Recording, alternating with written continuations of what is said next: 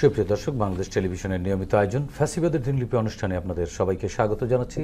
আপনাদের সঙ্গে আছি আমি সাইদ খান। আমার সঙ্গে আছেন দুজন অতিথি। আমার ডান দিকে আছেন university of liberal arts Bangladesh ইউল্যাবের ইংরেজি বিভাগের অধ্যাপক অলি ওরশান। এছাড়াও আমার সাথে আরেকজন অতিথি রয়েছেন আন্তর্জাতিক সম্পর্ক বিশ্লেষক সৈয়দ রিয়াদ হোসাইন। শাসকরা যখন জনগণের মৌলিক অধিকার কেড়ে নেয় তখনই ঘটে গণবিপ্লব।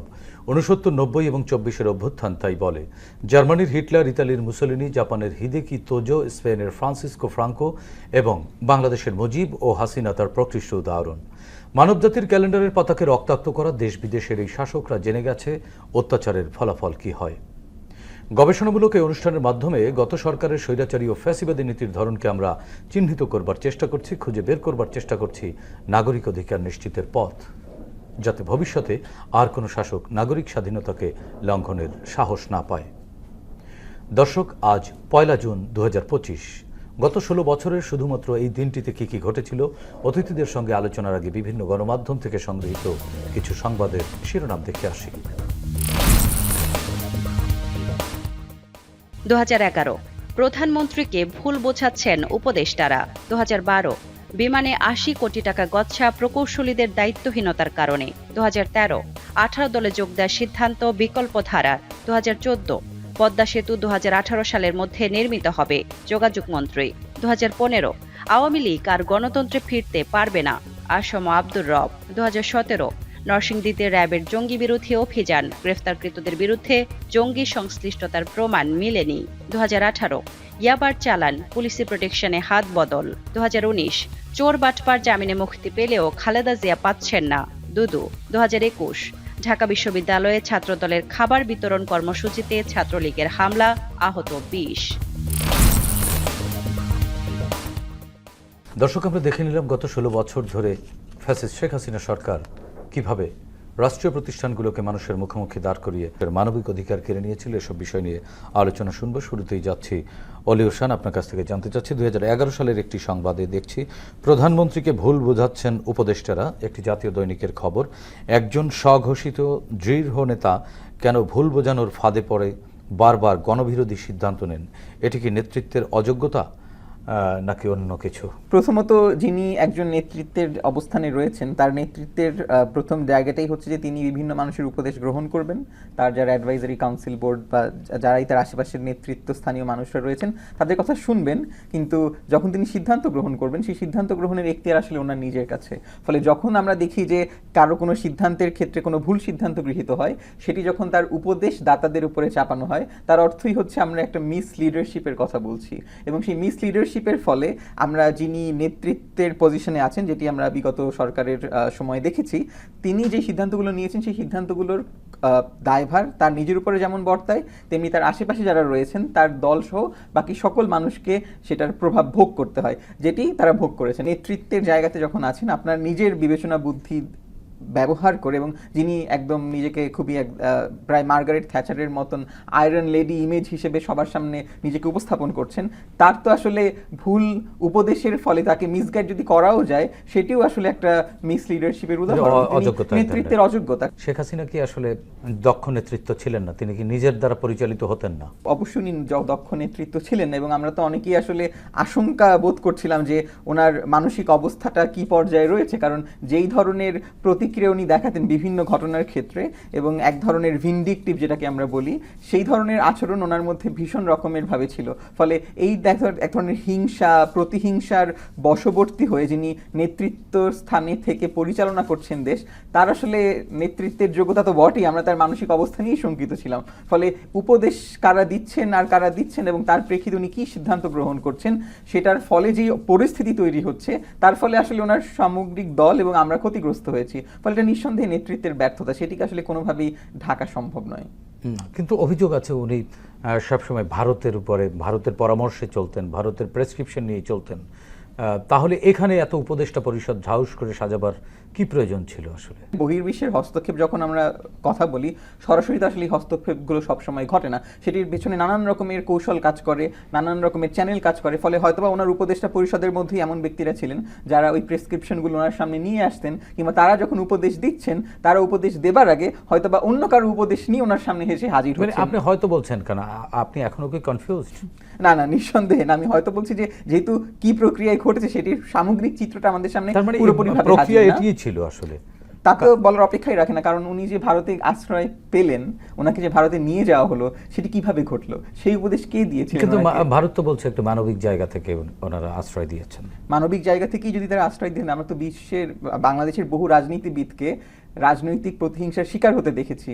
তাহলে খালেদা জিয়াকে কেন ভারত জায়গা দিলেন না? তিনি তো একটা নেতৃত্বের স্থানীয় জায়গায় ছিলেন দীর্ঘ সময়, বাংলাদেশের দুইবারের নির্বাচিত প্রধানমন্ত্রী, তিনবারের নির্বাচিত প্রধানমন্ত্রী। ফলে ভারতের সঙ্গে তার যে সম্পর্ক, সেই সম্পর্ক তো আসলে প্রতিবেশী সম্পর্কও হতে পারতো। কিন্তু আমরা তো আসলে দেখি যে একটা নির্দিষ্ট দলের সাথেই ভারতের সব থেকে বেশি দহরম মহরম, এবং তাদেরকে আশ্রয় দেওয়ার জন্য, এবং শেখ হাসিনা তো এর আগেও ভারতে নির্বাসিত ছিলেন, অন্য দেশে তিনি নির্বাসন নেননি। ফলে এই যে তার এক ধরনের ভারতের উপরে নির্ভরশীলতা, রাজনৈতিক নির্ভরশীলতা, সেটি তো আওয়ামী লীগের এবং শেখ হাসিনার রাজনীতির এক ধরনের মূল চাবিকাঠি, যেটির ভিত্তিতে উনি আমাদের আওয়ামী লীগের রাজনীতির অনেকটা ভারত নিয়ন্ত্রিত, এটি বলতে চাচ্ছেন আপনি আপনার আলোচনায়? তো সেটি নিঃসন্দেহে তাই, এবং সেটির সঙ্গে আসলে কংগ্রেস কিংবা বিজেপি ভারতে কারা ক্ষমতায় আছে তার উপরে আসলে সেটা খুব একটা নির্ভর করে না। ফলে মনে হচ্ছে যেন তারা ভারতের পররাষ্ট্রনীতি, ভারত তার প্রতিবেশীদের সম্পর্কে যেই ধরনের নীতিমালা আকাঙ্ক্ষা করে যে তারা এই ধরনের আচরণ করুক, সেই আচরণের বশবর্তী হয় এবং সেই আচরণগুলোকে তারা প্রতিফলন ঘটান তাদের নীতিমালায়। সেটি পররাষ্ট্রনীতিতে ঘটেছে, আমাদের পানি বন্টন নীতিতে ঘটেছে, করিডোর দেওয়া থেকে শুরু করে রাস্তাঘাট বানানো, সীমান্তে আমাদের নীতি কি হবে কি হবে না সেটি আমি তো দেখেছি। সীমান্তে পুরোপুরি আমরা ভারতের উপরে নির্ভর করি, আমাদের সীমান্ত একেবারেই অরক্ষিত। এখনো কি তাই? আমি যতগুলো জায়গায় গিয়েছি সীমান্তবর্তী অঞ্চলে, আমি কেবলমাত্র ভারতের অঞ্চলের সীমানার মধ্যেই বিএসএফ এর উপস্থিতি দেখতে পেয়েছি। তারা একদম পুরো বর্ডার করে, সেখানে ভীষণ একদম আয়োজন করে যেটাকে নিরাপত্তা নিশ্চিত করবার যে প্রক্রিয়া, সেটি তারা জারি রেখেছে। কিন্তু বাংলাদেশের প্রেক্ষাপটে আসলে এই অংশে আমরা সে ধরনের কোনো প্রস্তুতি দেখিনি। উল্টো আমরা বর্তমানে বেশ কিছু এরকমের উদাহরণ আমরা সবাই দেখেছি, সোশ্যাল মিডিয়াতেও দেখেছি যে বিএসএফ যখন বিভিন্ন রকমভাবে মানুষজনদেরকে বাংলাদেশে অনুপ্রবেশ করানোর চেষ্টা করা হচ্ছে, সেখানে আমাদের বিজিবি এখন একটা শক্তিশালী প্রতিরোধমূলক অবস্থান গ্রহণ করছে। ফলে এই যে দেখুন যে একটা ভীষণ পরিবর্তিত পরিস্থিতি, যে আমরা এর আগে দেখেছি ফেলানি থেকে শুরু করে বর্ডারে যেই ধরনের হত্যাকাণ্ড ঘটতো, একদমই কোনো প্রকারের প্রতিবাদ ছাড়া, কোনো রকমের সামাজিক প্রতিরোধ ছাড়া সেটি ঘটতে দেয়া হয়েছে। কিন্তু এখন আমরা যে একটা পরিবর্তিত পরিস্থিতিতে প্রতিরোধ গড়ে তুলতে পারছি, এই প্রমাণ, এটাই আমাদের সামনে প্রমাণ করে যে আমরা আসলে ভারতের সঙ্গে একেবারেই নতজানু, এবং এক অর্থে তাদের পররাষ্ট্রনীতি আমরা কায়েম করেছি। আমরা প্রায় তাদের প্রাদেশিক একটা রাষ্ট্রের মতন আমরা পরিচালিত হয়েছি।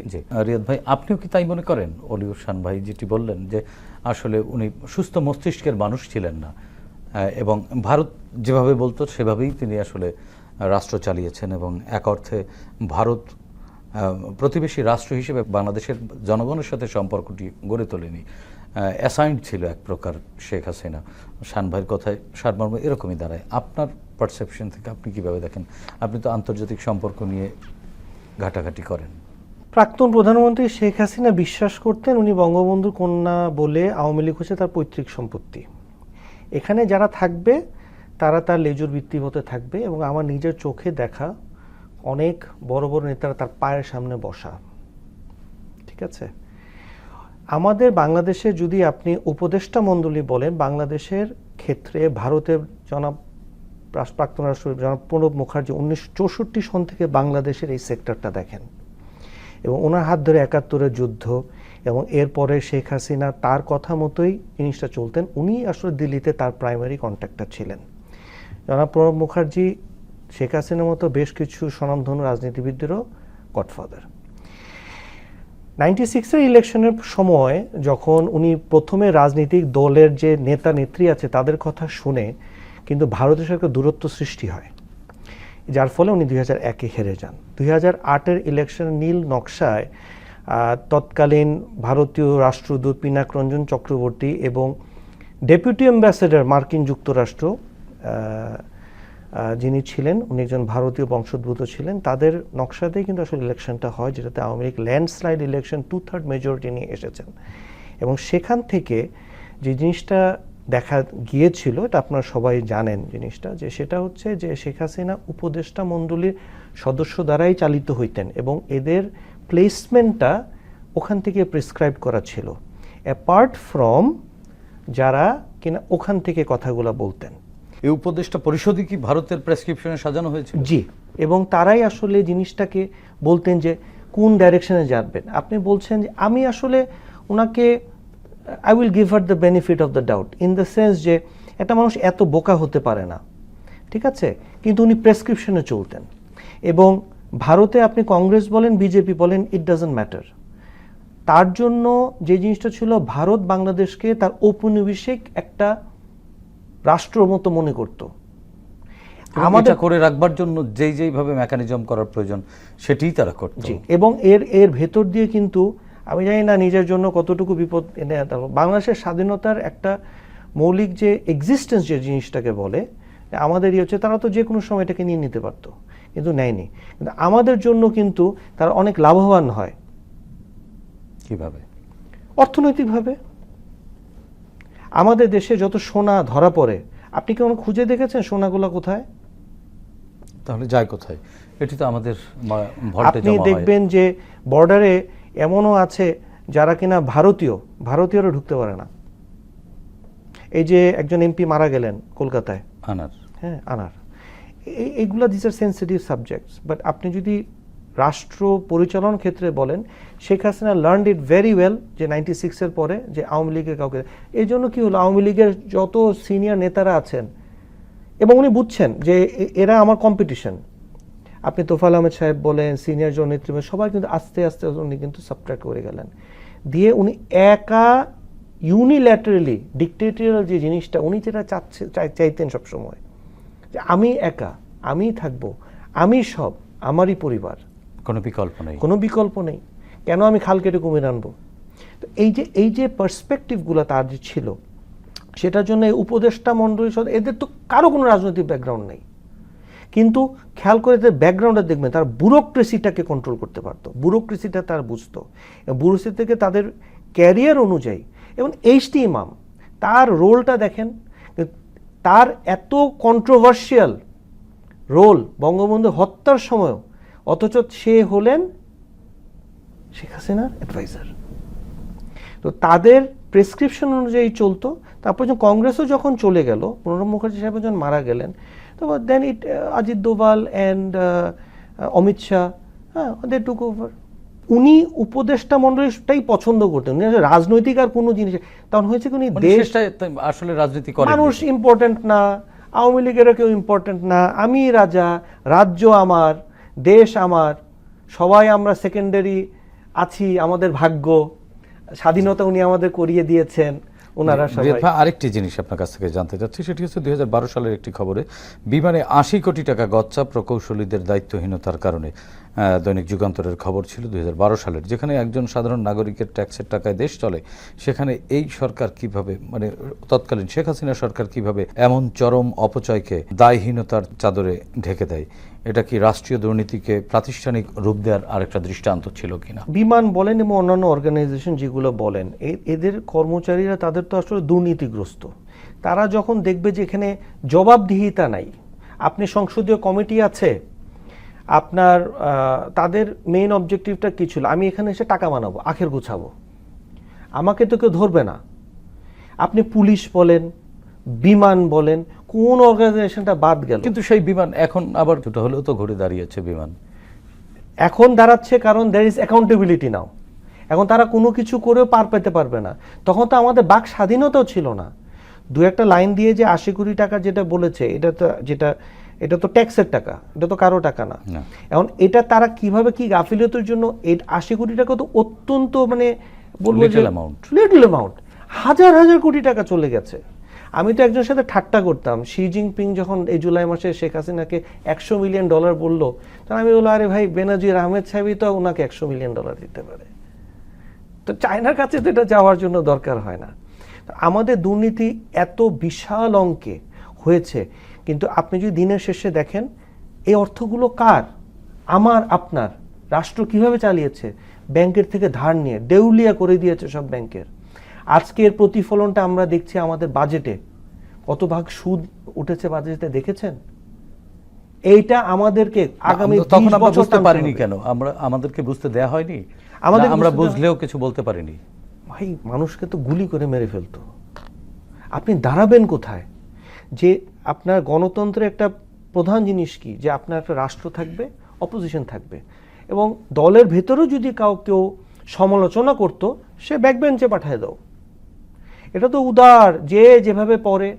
যখন কর্মচারীরা, এই সরকারি কর্মচারী যখন দেখলেন যে আরে আওয়ামী লীগের এখানেই তো কেউ কিছু বলতে পারে না, আমি যাই কই, তারা যেখানে দুর্নীতি করেছে, তাদের লিঙ্ক যাদের মাধ্যমে আছে, টাকা দিয়েছে, মাপ পেয়ে গিয়েছে, কারো শাস্তি পেয়েছেন আপনি?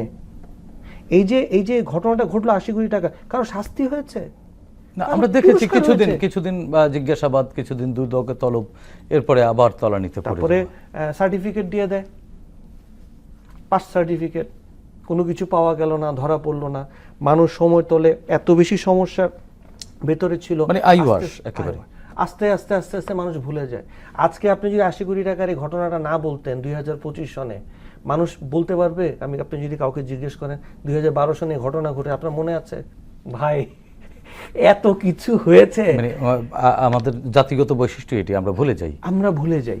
জি, রিয়াদ ভাই, আপনার কাছ থেকে আবারও শুনবো। শান ভাই, একই বিষয়ে আসলে এইভাবে যে রাষ্ট্রায়ত্ত প্রতিষ্ঠানগুলো যে এইভাবে লুজার কনসার্ন করে দেওয়া, এটি আসলে একজন রাষ্ট্রের প্রধান বা রাষ্ট্রের যারা শাসনভার যাদের ঘাড়ের উপরে থাকে, তারা রাষ্ট্রীয় প্রতিষ্ঠানগুলোকে লুজার করে বা এক প্রকার দেউলিয়া করে, এতে সেই একটা ভালনারেবল রাষ্ট্রের প্রধান হয়ে লাভ কি? আসলে তিনি কেন করতেন? তিনি কেন করেছেন? তিনি কি বোঝেননি যে এই রাষ্ট্রের শাসক তিনি, তা ওনার রাষ্ট্রই উনি ফোকলা করে দিচ্ছেন? প্রথমত, উনি তো একা ঘটনাটি ঘটাননি, এবং যেই কারণে রাষ্ট্রের প্রতিষ্ঠানগুলোকে দুর্বল করে দেয়া হয়েছে, একটা তো নিজের ক্ষমতাকে সুসংহত করা, সেটি একটি, এবং একই সঙ্গে আমরা যে বিশাল পরিমাণের অঙ্কের অর্থ জনগণ হিসেবে, নাগরিক হিসেবে রাষ্ট্রকে প্রদান করি আমাদের জীবনের বিভিন্ন অংশের সংস্থান করবার জন্যে, সেটিকে লুট করবার একটা মেকানিজম হিসেবে এই ঘটনাটা আসলে ঘটানো হয়েছে। ফলে এটি পরিকল্পিত দুর্বল করে দেওয়া, এটি একদমই হুইমজিক্যাল না, ভুল করা না, হুইমজিক্যাল না যে আমার মনের ইচ্ছা বা আমি আমার অগোচরে ঘটে গেল, কিংবা আমি ভুলবশত করে ফেললাম। ব্যাপারটা এই ধরনের ভাবে ঘটেনি, ব্যাপারটা ভীষণ রকমের সুপরিকল্পিত ভাবেই ঘটেছে, এবং যার ফলে রাষ্ট্রের প্রতিষ্ঠান যত দুর্বল হয়েছে, তত বেশি আপনি দেখুন যে তার পলিটিক্যাল স্ফিয়ারটা তত বেশি পলিটিসাইজড হয়েছে, এবং তিনি প্রতিষ্ঠানগুলোকে দুর্বল করে বরঞ্চ প্রতিষ্ঠানগুলোকে রাজনীতিকীকরণ করেছেন। ফলে এই যে পলিটিসাইজ করে ফেলা প্রতিষ্ঠানগুলোর মধ্যে, যার একটা বড় অসুবিধার মধ্যে আমরা জুলাই অভ্যুত্থানের পরই পড়েছি, যে আমলাতন্ত্র পুরোপুরিভাবে রাজনীতিকরণ করা হয়ে গেছে। ফলে আপনি এখন এই আমলাতন্ত্রকে দিয়ে কি কাজ করাবেন? কারণ এখানে তো পুরো আমলাতন্ত্রকেই ভেতর থেকে ভেঙে দেওয়া হয়েছে, একদম পুরো তার দলীয় আনুগত্যের মানুষজনদেরকে ঢুকিয়ে সেই পুরো আমলাতন্ত্রকে কবজা করে ফেলা হয়েছে, এবং কবজা করার মাধ্যমে দুর্বল করা হয়েছে। ফলে এই একটা পরিবর্তিত পরিস্থিতিতে যখন সরকার পতন হয়ে গেল, তখন আমলাতন্ত্রটা নিয়ে আমরা আসলে কি করবো? আমরা এটিকে না গিলতে পারছি, না উগরাতে পারছি। এখনো তো পদায়নে এক ধরনের রাজনৈতিক বিবেচনাই করা হয় অনেক ক্ষেত্রে। এখনের অবস্থাটা আরও অস্পষ্ট, আমি বলবো, যে কে আসলে কোন ভিত্তিতে প্রচুর মানুষকে ওএসডি করা হয়েছিল, তারা ফেরত আসছেন, কে যে আসলে কোন বিবেচনায় ফেরত আসছেন, সেটি ভীষণ অস্পষ্ট। আমরা সচিবালয়ে নানান মানুষের তদবির করার জন্য প্রতিনিয়ত ভিড় দেখি, কে কার জন্য তদবির করছেন, কোথায় আসলে অর্থের লেনদেন এখনও ঘটছে নাকি বন্ধ হয়ে গেছে, সেটি আমাদের কাছে এখনও ট্রান্সপারেন্ট না। ফলে আমি বলবো যে এখনও আমরা আসলে সেই পুরো প্রক্রিয়া থেকে বের হয়ে আসতে পারিনি। সেটি বের হয়ে আসার হয়তো বা প্রক্রিয়ার মধ্যে আমরা আছি, কিন্তু সেটির জন্য যে স্বচ্ছতা এবং জবাবদিহিতার সংস্কৃতির প্রয়োজন, সেই সংস্কৃতিটা তৈরি করতে আমরা এখনো হিমশিম খাচ্ছি। আসলে প্রধান চ্যালেঞ্জটা কোন জায়গায়, রিয়াদ ভাই? আমার মনে হয় যে আমাদের মানসিকতার জন্যটাই আসলে মেইন সমস্যা। আমরা যে আজকের প্রেক্ষাপটটা থেকে দেখি, আমরা তো ভেবেছিলাম যে নতুনত্ব আসবে। এখন আমরা যেটা দেখছি যে নতুন নতুন যে দুর্নীতির গল্প আমরা শুনছি, তাহলে যারা এই অভ্যুত্থানের সাথে জড়িত ছিলেন, তারাই যদি দুর্নীতির সাথে, তারা স্বীকার করেন না, বিভিন্ন ধরনের এটা বলেন সেটা বলেন, শুভাকাঙ্ক্ষী বলেন, এই ধরনের কথাবার্তা বলে ওনারা শাক দিয়ে মাছ ঢাকছেন। কিন্তু একটা কথা আমি ওনাদের জন্য বলবো, জনগণ সবার জন্যই বলবো, শ্রোতাদের জন্য বলবো, মানুষ কিন্তু বোকা না, সবাই বোঝে। আপনি যখন দেখাবেন তখন সবাই বোঝে জিনিসটা কিভাবে হচ্ছে। তো আমরা তো নতুনত্বের দিকে ছিলাম। ভাই যেটা বললেন যে এখানে ওএসি থেকে আবার বসেছে, মানে টাকা দিয়ে কিনে নেওয়া হচ্ছে। আমরা তো নতুনত্ব চেয়ে, এখনো কি তাই? সবাই তো, it's an open secret now. Doctor Yunus তো চেষ্টা করছেন, আসলে তার সময়টা তো আসলে সীমিত, এটা আমাদের মানতেই হবে, নির্বাচনে যেতেই হবে। এখন মনে হচ্ছে যে ওনার আসলে এই সময়টাকে এক্সিস্টেন্সিয়ালিটাই ধরে রাখার প্রধান উদ্দেশ্যটাই। না তাহলে আমরা যদি নাই পারি চূড়ান্তভাবে, আমরা যদি পরিবর্তন হতে না পারি, তাহলে এত রক্ত এত প্রাণ কিসের জন্য? কারণ হচ্ছে যে যারা এই যে রক্ত প্রাণ আমরা যেটা বলছি, আমাদের যে যারা কিনা লিডারশিপে আছেন তাদের মানসিকতাটা যদি না বদলান, তাহলে উনি ব্যক্তিগতভাবে সৎ মানুষ। আমি বিশ্বাস করি অন্যরা অনেকেই আছেন সৎ, কিন্তু এও তো হচ্ছে যে অনেকেই অসৎ। প্রধান জিনিসটা আপনাকে কি করতে হবে, you have to go whenever there is an accusation, you have to investigate, এবং সেখানে যে সত্যতা পায় তাহলে আপনি সাথে সাথে সেখানে অ্যাকশন নেবেন। তাহলে তো আমি বুঝবো যে আপনি এই অন্যায়ের বিরুদ্ধে আপনি একটা পজিশন নিয়েছেন। কিন্তু আপনি যখন সেটাকে প্রশ্রয় দিবেন, আপনার এবং আগের মধ্যে কোনো পার্থক্য কিন্তু হবে না। তো আপনি যত ভালো থাকেন, যত সৎ মানুষ হন, ইতিহাস কোনোদিন আপনাকে ক্ষমা করবে না। It is not because of what you did, it is what people around you are doing it, and that will bring you down. Sheikh Hasina যতটুকু না করেছে, তার আশেপাশে মানুষ আর বেশি করেছে, সেও ভাগ নিয়েছে, কিন্তু দিনের শেষে কিন্তু অন্য সব নাম কিন্তু আমরা ভুলে যাচ্ছি, তাকে কিন্তু পয়েন্ট করছে, she has to take it. কারণ একটা রাষ্ট্রনায়ক যদি সৎ থাকেন, ভালো কথা, আমি ব্যক্তিগতভাবে সৎ, কিন্তু আমাকে অবশ্যই দেখতে হবে আমার আশেপাশে যারা আছেন তারাও যেন সততার যে স্ট্যান্ডার্ডটা, মাপকাঠিটা, সেটাকেও রাখেন, তার জন্য বজায় রাখে। জি, ধন্যবাদ রিয়াদ ভাই। অলি হোসেন, আরেকটি বিষয় আপনার কাছ থেকে জানতে চাচ্ছি। 2015 সালের খবর, আওয়ামী লীগ আর গণতন্ত্রে ফিরতে পারবে না, আসাম আব্দুর রব এই মন্তব্য করেছিলেন। গণতন্ত্রের নামে দেশ চালিয়ে যারা বাক স্বাধীনতাকে বন্দী করেছে, নির্বাচনকে প্রহসনে পরিণত করেছে, তারা কি আদৌ কোনো গণতন্ত্রের পথে ফিরতে চায়? এখনও কি চায় তারা?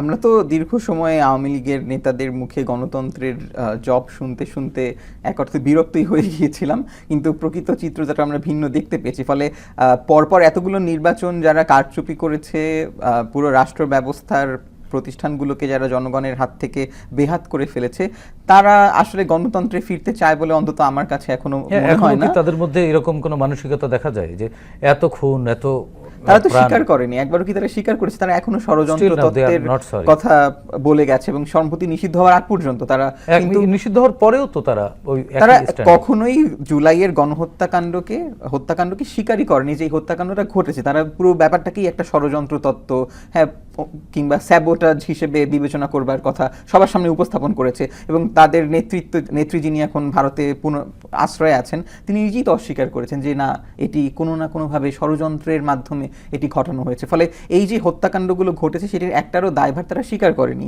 এবং একটা দল হিসেবে যখন আপনি বাংলাদেশে রাজনীতি করেন, এবং রাজনীতি আপনি ক্ষমতায় থাকা অবস্থায় যখন জনসম্মুখে জনগণকে আপনি হত্যা করেন, এরপরে যদি আপনি সেটাকে সম্পূর্ণভাবে অস্বীকার করেন, কোনোভাবেই আপনাকে গণতন্ত্রের কোনো পাস দেবার কোনো সুযোগ নেই। ফলে আমার মনে হয় না যে আওয়ামী লীগ আর গণতন্ত্রের পথে ফিরে আসতে পারবে, কিংবা তাদের কোনো আগ্রহ আছে। রিয়াদ ভাই, আরেকটি বিষয় আপনার কাছ থেকে জানতে চাই। 2018 সালে একটি খবর আমরা দেখলাম, পুলিশি প্রোটেকশনে হাত বদল, ইয়াবার চালান, রাষ্ট্রের আইন শৃঙ্খলা বাহিনীকে দিয়ে মাদকের চোরাচালান যদি এভাবে সরবরাহ করা হয় বা রিসিভ করা হয়, এটিকে আপনি কিভাবে মূল্যায়ন করবেন? একটা পুলিশের উপরেই তো আসলে দেশের সিকিউরিটিটা নির্ভর করে, তাই না? নিরাপত্তা, সামাজিক শৃঙ্খলা এবং তাদের যে মোডাস অপারেন্ডিটা থাকে, এটা আসলে পৃথিবী জুড়ে কিন্তু খুব কমপ্লেক্স। মানে এইটা আসলে আপনি তুলেও ফেলতে পারবেন না, ক্রাইমকে আপনি সরাতে পারবেন না, কিন্তু এই ক্রাইমের সাথে থাকতে থাকে তার কিন্তু এটার সাথে ওতপ্রোতভাবে জড়িয়ে পড়ে, তারাও ক্রিমিনাল হয়ে যায়। তো তাদের জন্য ইয়াবাটা যেটা হচ্ছে সেটা ছিল সবচাইতে সহজ, তাদের প্রোটেকশনে ইয়াবা দেওয়া, পুলিশ বাহিনীতে দলীয়করণ করে দুনিয়ার লোকজন থাকে, এবং সবার চিন্তা ভাবনা ছিল যে আমার বস যদি 3, 4, 5, 6 হাজার কোটি টাকা মালিক হতে পারে, আমি তো হয় 500 কোটি টাকার মালিক হতে পারবো। আমার একজন মনে আছে, আমাকে একজন বলছিলেন যে একজন সাবেক কমিশনার প্রতি সইতে 1 কোটি টাকা নিতেন। আমি ওনাকে বললাম, ভাই, তো উনি বলছিলেন তাহলে জীবনে তিনি কতগুলো সই করেছেন? আমি না, এটা 3 মাসের। আচ্ছা, 3 মাসের কমিশনার। আমি ওনাকে জিজ্ঞেস করলাম, 500 কোটি টাকা বানিয়েছে। তো আমি বললাম, ভাই 101 কোটি 500? তুমি আমাকে হেসে দিয়ে বলেন, ঢাকা শহরে কয়টা ট্রাফিক ইন্সপেক্টর আছে জানো? এটা বদলির সই, 1 কোটি টাকা। বেনজির সাহেব ওই যে একজন ভদ্রলোকে চিটাগাঙে মেরে ফেললো না, আর্মি অফিসারকে, ওই রেকর্ডিংটা শুনেছেন যে তুমি অনেক টাকা কামাইছো, তুমি আমাকে এত টাকা দিবা।